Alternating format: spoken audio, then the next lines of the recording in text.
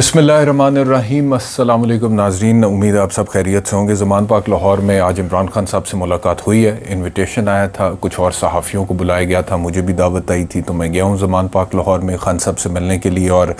काफ़ी तवील मुलाकात हुई है, तकरीबन कोई 1 घंटे से ऊपर, तकरीबन सवा घंटा 1.5 घंटे की मुलाकात थी इमरान खान साहब के साथ, जिसमें बहुत सारी बातें उन्होंने कहीं, बहुत सारे सवाल सहाफ़ियों ने पूछे, मैंने कुछ सवाल पूछे, जवाब इमरान खान साहब ने दिए। इससे पहले कि मैं उस गुफ्तगू की तरफ जाऊँ और आपको बताऊँ कि आज की जो मुलाकात इमरान खान चेयरमैन PTI की सहाफ़ियों के साथ थी, उसका क्रक्स क्या था या उसकी डिटेल्स क्या थी, मैं आपसे अर्ज़ करूँ। सबसे पहले ये कि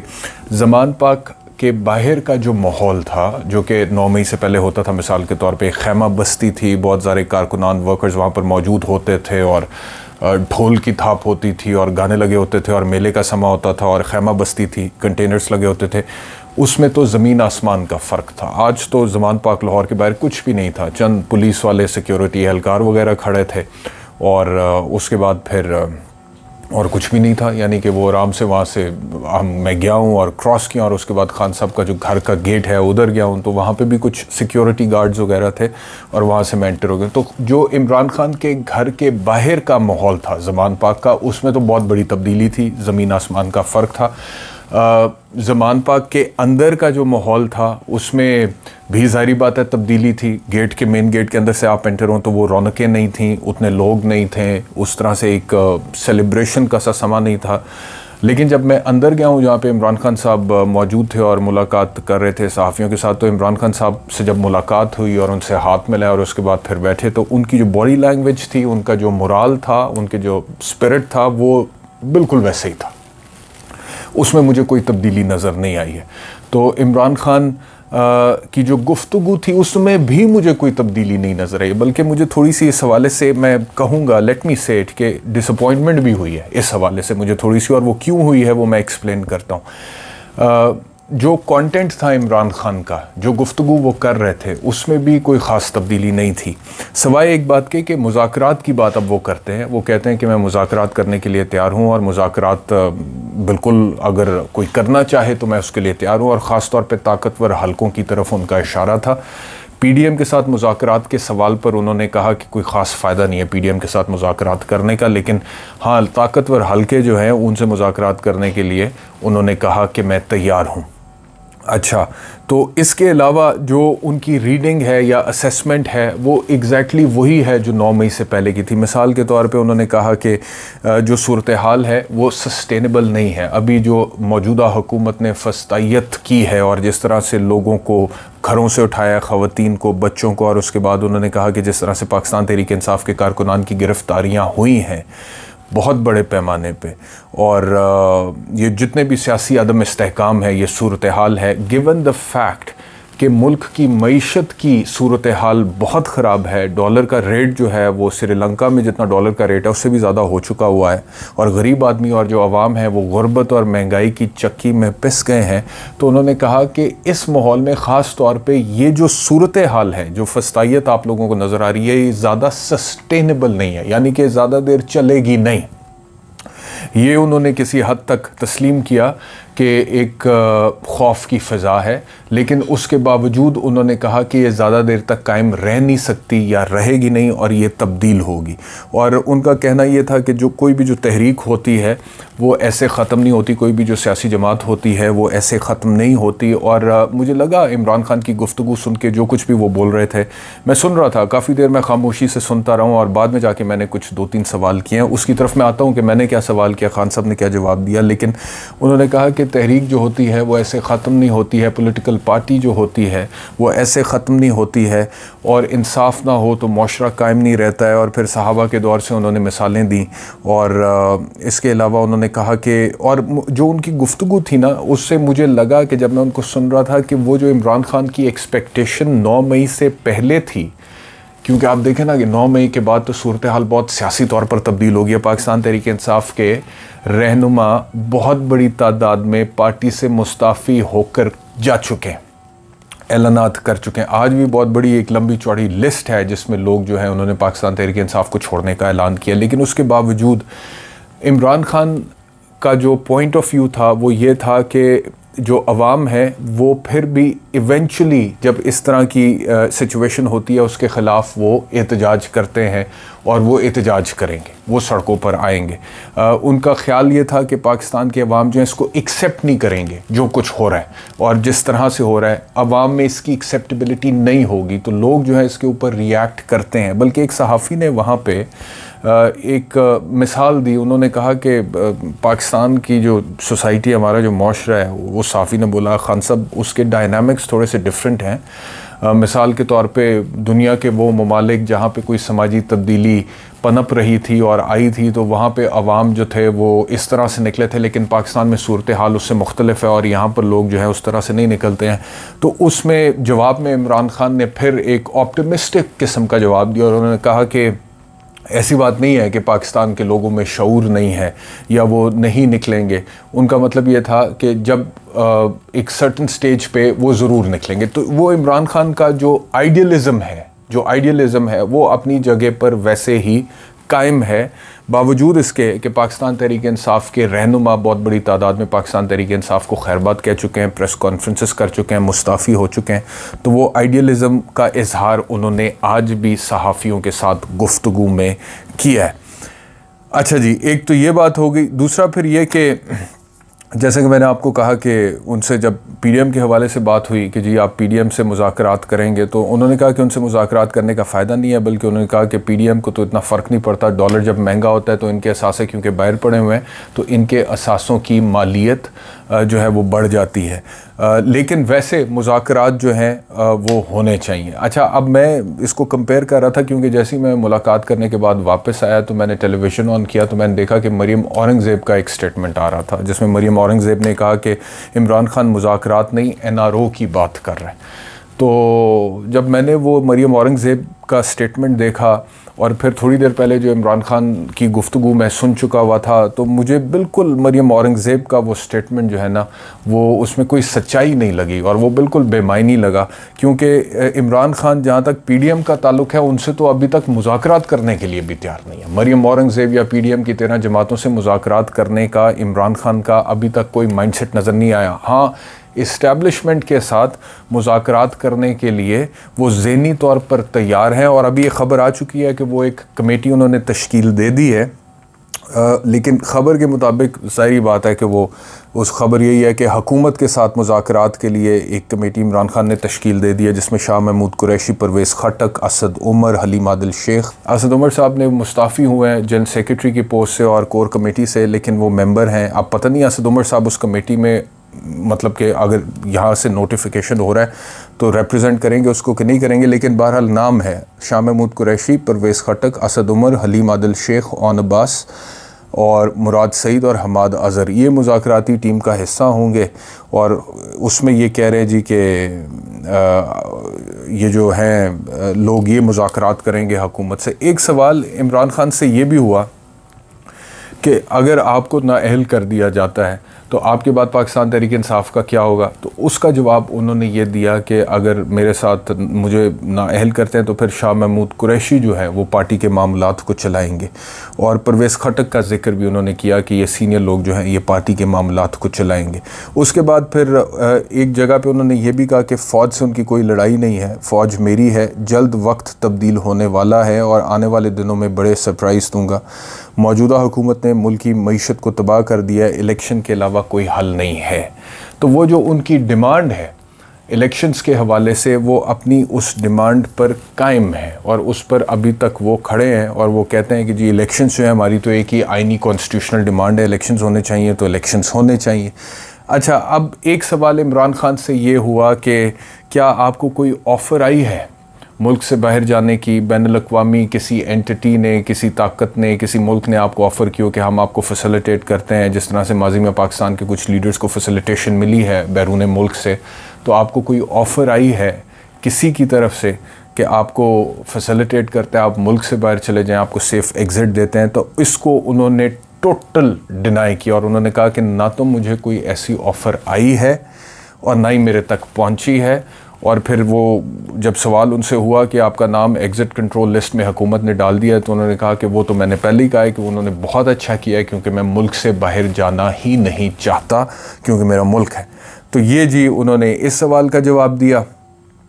और उसके बाद फिर ये था कि जो जहाँ तक मुज़ाकरात की बात थी उसमें उन्होंने कहा कि मैं मुज़ाकरात करने के लिए तैयार हूँ, लेकिन मैं घुटने नहीं पकड़ सकता। घुटने ऐसा नहीं हो सकता कि मैं घुटने पकड़ लूँ, वो मैं नहीं कर सकता। और जो हमारी डिमांड है वो यही है कि आइन के मुताबिक इलेक्शंस करवा दें और कानून और आइन का जो रास्ता है उसको इख्तियार करें। अच्छा, अब एक और इम्पॉर्टेंट चीज़ इस मुलाकात के अंदर जो इमरान खान ने कही है और जिसको रजिस्टर करना या इस वीलॉग में बोलना बहुत ज़रूरी है, वो ये है कि वो कह रहे थे कि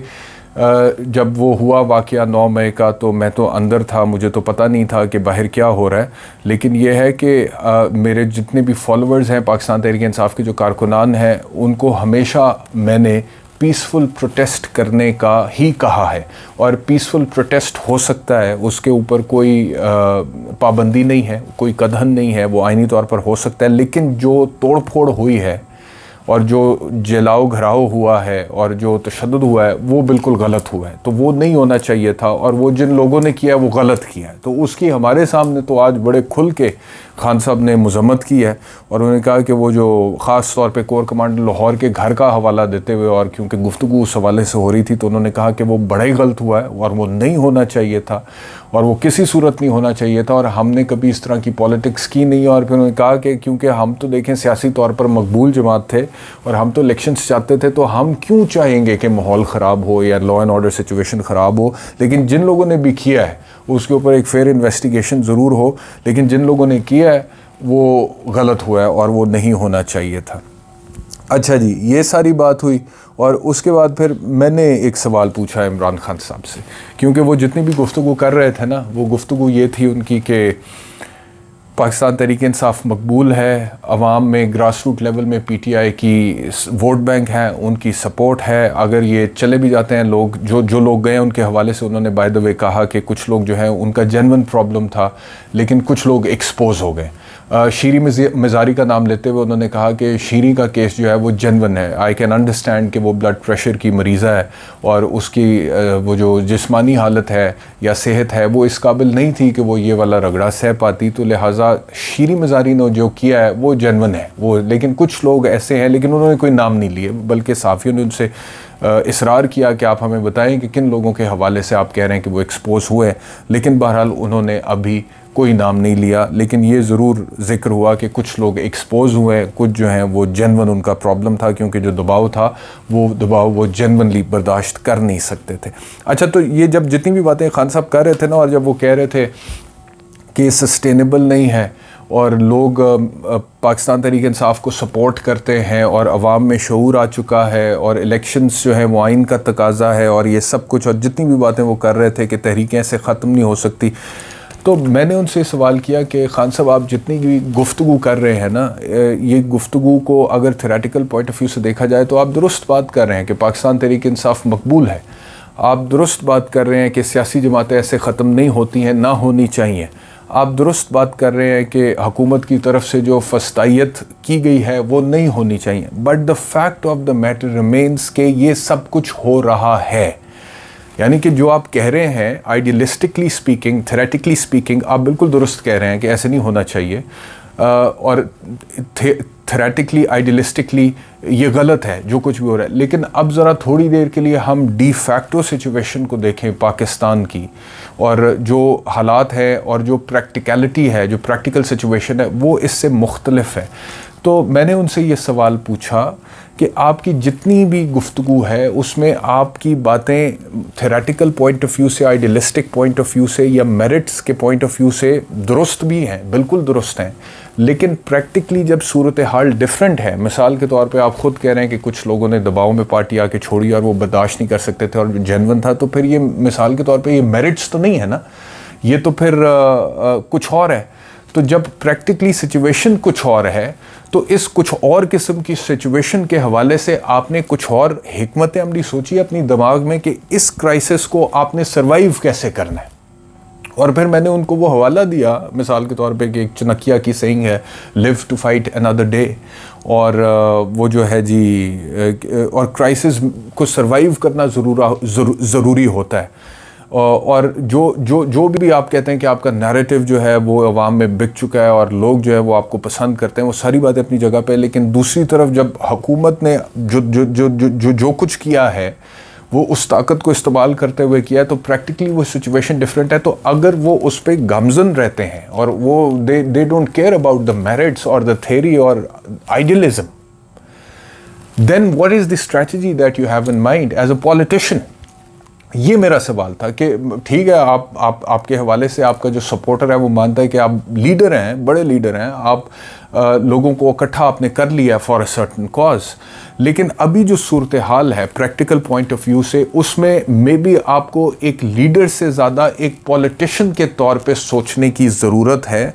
और क्या आपके पास कोई प्लान बी है कि आपने इस क्राइसिस में से निकलना कैसे है? और फिर मैंने कहा कि या तो आपने ज़हनी तौर पे अगर ये ज़हन बनाया कि आपकी लेगेसी यहीं तक थी कि इमरान खान ने जो कुछ करना था ज़िंदगी में वो कर लिया है,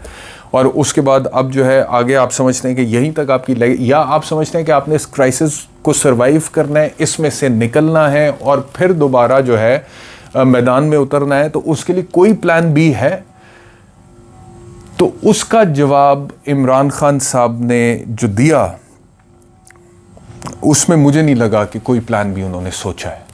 मुझे नहीं लगा कि उनके जहन में या जहन के किसी खाने में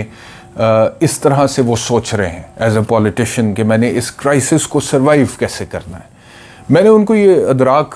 कराने की कोशिश की कि मैंने उन्हें कहा कि देखें, आपके कंधों पे बड़ी भारी जिम्मेदारी है। आप ख़ुद कहते हैं कि पूरे मुल्क की सबसे मकबूल जमात है, और अगर ये पूरे मुल्क की सबसे बड़ी और मकबूल जमात है और हर सूबे में इसकी फॉलोइंग है, तो बहुत बड़ी तादाद में लोग जो हैं वो आपके साथ कनेक्टेड हैं। तो आपको उन लोगों के लिए कुछ ना कुछ तो स्ट्रैटेजी डिवाइस देनी पड़ेगी। मिसाल के तौर पे मैंने कहा कि आप जितनी भी बातें कर रहे हैं मेरिट्स के वाले से कि देखें जी हम बड़े पॉपुलर हैं, इलेक्शन होने चाहिए और इलेक्शन होंगे तो हम जीत जाएंगे, लेकिन अगले अगर नहीं करा रहे हैं इलेक्शन पीडीएम वाले, या वो फस्तायत कर रहे हैं जो कि वो कर रहे हैं, तो फिर what is the plan B? आप मतलब कि फिर एक मैच जो है वो आप कहते हैं कि हमारी टीम बड़ी स्ट्रांग है और मैच हम खेल रहे हैं और अपनी टीम की स्ट्रेंथ्स की वजह से हम ये मैच जीतेंगे, लेकिन अगर मैच है ही फिक्स्ड, मैंने बोला ये, मैंने कहा अगर मैच है ही फिक्स्ड, मिसाल के तौर पे आप यहाँ से बेहतरीन यॉर्कर कराते हैं और बैट्समैन को आउट करते हैं और उसकी किल्ली फड़क जाती है, लेकिन उसके बावजूद अंपायर आउट ही नहीं दे रहा, ऐसे ही बोला मैंने वहाँ पर, एम्पायर आउट ही नहीं दे रहा, तो आप मैच जीतेंगे कैसे? तो जो फिक्स्ड मैच है, उस फिक्स्ड मैच का जो नतीजा होता है वो थ्योरी या रूल्स या मेरिट्स के मुताबिक नहीं आता है। वो जो प्लान होता है जिसके मुताबिक वो मैच फिक्स किया जाता है, उस प्लान के मुताबिक उसका नतीजा आता है। तो उस प्लान के मुताबिक अगर पीडीएम का माइंडसेट आपकी डिस्क्वालिफिकेशन का है या सियासी तौर पे मुकम्मल आपको वाइप आउट करने का है, तो उनके हवाले से आपने क्या प्लान सोचा है कि जी उनके इस प्लान को कामयाब नहीं होने देना as a politician, because politics is the art of possible. I said this to Imran Khan that politics is the art of possible, and where is we have seen Imran Khan the cricketer, we have seen Imran Khan the leader of PTI, where is Imran Khan the politician? मैंने exactly आज ये कहा है खान साहब को, where is Imran Khan the politician? तो लेकिन फिर जो उन्होंने जवाब दिया उसमें तकरीबन वही बातें थी जो बातें मैंने आपसे कही हैं, और वो फिर मेरिट्स की बात की उन्होंने, फिर थ्योरी की बात की उन्होंने, फिर उन्होंने कहा कि ये ज़्यादा देर तक सस्टेनेबल नहीं है, फिर उन्होंने कहा कि ये, लेकिन हाँ एक जो वाहिद मुझे खान साहब के गुफ्तगू के कंटेंट में तब्दीली नज़र आई है वो ये है कि इमरान खान साहब ये चाहते हैं, मेरा ख्याल है कि वो इतना खुल के अब इसका इजहार कर नहीं सकते हैं, लेकिन उन्होंने कर भी दिया हुआ है ये कह के कि जी मुज़ाकरात करने के लिए मैं तैयार हूँ ताकतवर हलकों के साथ। खबर लगती है हुकूमत के साथ, लेकिन बात तो वही है ना, ताकतवर हलकों के साथ वो मुज़ाकरात करने के लिए तैयार हैं। तो जो एक चेंज मैंने आज खान साहब की गुफ्तगू में महसूस किया है और उनके जो कंटेंट में महसूस किया वो ये है कि मेरा ख्याल है कि उनकी ख्वाहिश है कि इस्टेब्लिशमेंट उनके साथ मुज़ाकरात करे, उनके साथ बातचीत करे और उनको एक ऑनरेबल तरीके से ट्रीट करे और उनको इज़्ज़त के साथ ट्रीट करे। और एक पाकिस्तानी की हैसियत से या एक पॉलिटिकल कमेंटेटर की हैसियत से, एक हिस्टोरियन की हैसियत से, एक सहाफ़ी, एक एंकर की हैसियत से, एक मौरख की हैसियत से मुझे ये लगता है कि ठीक है, जंग होती हैं, पूरी तारीख़ भरी पड़ी है जंगों से, इक़्तिदार की खातिर पॉलिटिक्स होती है। खान ये कहता है कि जी मैंने एक ख़ास नज़रिए के लिए पॉलिटिक्स किया, मैंने इक़्तिदार के लिए नहीं किया। चले, खान वो कहता है। इस्टेब्लिशमेंट को मिसाल के तौर पे अगर लगता है कि नहीं, लेट्स सपोज इस्टेब्लिशमेंट को यही लगता है कि इमरान खान साहब दुरुस्त नहीं कहते हैं, ये तो पावर पॉलिटिक्स कर रहे थे और इन्हें पावर ही चाहिए थी, और अगर उनसे चली गई पावर तो उन्होंने इस्टेब्लिशमेंट के साथ लड़ाई शुरू कर दी। अब उस लड़ाई में वो खान का अपना एक कैरेक्टर है, खान की अपनी एक सोच है, अपनी एक पर्सनैलिटी है कि वो कहता है मैं आखिरी गेंद तक लड़ूंगा। लेकिन इस्टेब्लिशमेंट को तो नज़र आ रहा है कि आपने खान की सारी टीम जो है वो आउट हो चुकी है। वो आते हैं, रोते हैं प्रेस कॉन्फ्रेंस में और पार्टी छोड़ के चले जाते हैं। खान वर्चुअली आइसोलेट हो चुका हुआ है, बंदे तो उसके पास अब वो नहीं है जो उसको वहाँ से निकालें या लेकर जाए, या मिसाल के तौर पे उसकी वो स्ट्रेंथ उस तरह से वो बंदे तो नहीं। अगर कोई वोट बैंक है तो वो silent support grass root level पे, मैसेज पे वो भी ट्रांसलेट होगी, रिफ्लेक्ट होगी, इलेक्शंस में नहीं होगी, उसके भी 100 तरीके हैं रिफ्लेक्ट ना होने के, वो सारी बातें। मैं तो पहले दिन से कहता हूँ कि 75 साल की तारीख़ है इस मुल्क की इस्टेब्लिशमेंट की, ये कोई 1-2 हफ्तों, महीनों, सालों में ख़त्म होने वाली बात नहीं है। You have to deal with it from a practical point of view. तो मैं सिर्फ ये कह रहा हूँ कि इमरान खान का तो चलो अपना एक माइंडसेट है, इमरान खान की अपनी एक पर्सनैलिटी, अपनी एक शख्सियत है। उसने यहाँ तक कह दिया खान ने कि जी मैं करने के लिए तो तैयार हूँ मुज़ाकरात, और मैंने आज देखा भी कि उनकी ख्वाहिश है। एंड बाय द वे ये 9 मई से पहले भी मेरी ऑब्जर्वेशन यही थी, क्योंकि सहाफ़ियों के साथ जाके जब मैं इमरान खान साहब से मिला था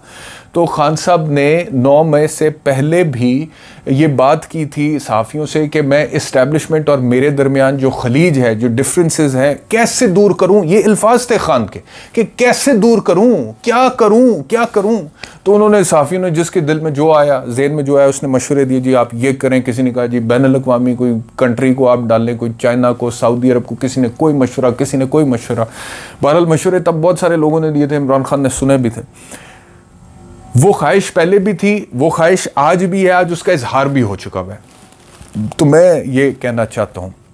एक पाकिस्तानी की हैसियत से कि खान की अपनी जो एक पर्सनालिटी है जिसमें वो कहता है कि मैं मुज़ाकरात के लिए तैयार हूँ लेकिन मैं घुटने नहीं पकड़ सकता, मुझसे नहीं होगा।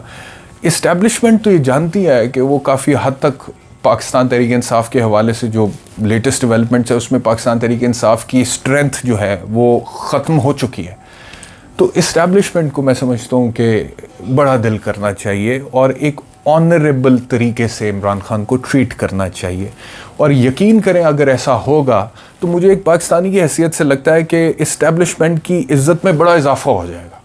बहुत ज़्यादा इजाफा हो जाएगा, लोगों में एक्सेप्टेबिलिटी में इजाफा हो जाएगा, जो कोई नेगेटिव सेंटिमेंट्स है उसमें बहुत कमी वाक़या हो जाएगी, और ओवरऑल पूरे मुल्क का, कंट्री का, रियासत का, अवाम का, मईशत का, सियासत का, सबका फ़ायदा हो जाएगा।